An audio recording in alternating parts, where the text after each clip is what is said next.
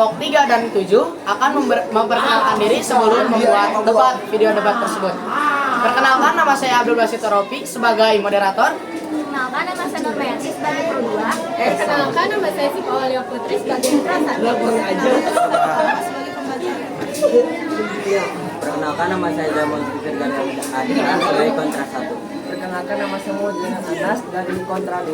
Perkenalkan, nama saya Hamdan dari Kemungkinan hanya perkenalan kami hanya segini saja. Selanjutnya tonton video ini. Assalamualaikum warahmatullahi wabarakatuh.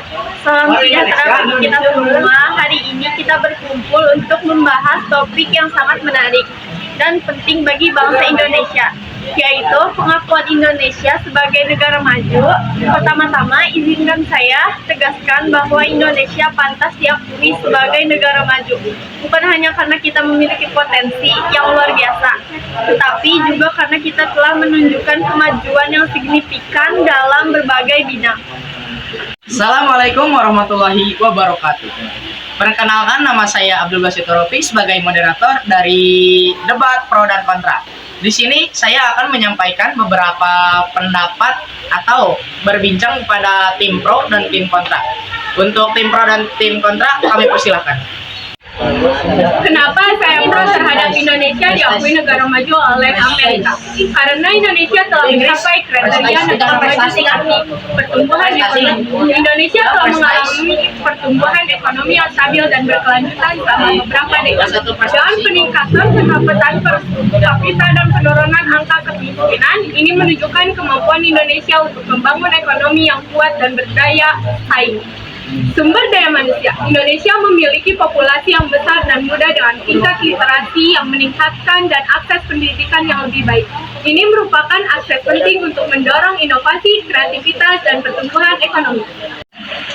Terima kasih kepada tim pro yang telah menyampaikan beberapa pendapat dan argumennya mengenai Indonesia menjadi negara maju yang diakui oleh Amerika.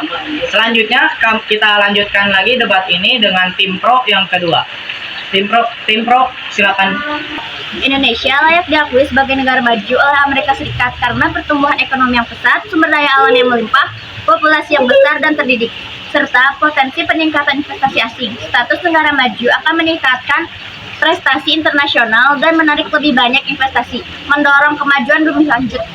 Terima kasih kepada tim pro yang telah menyampaikan beberapa pendapat dan argumennya untuk mengenai Indonesia sebagai negara maju yang diakui oleh Amerika.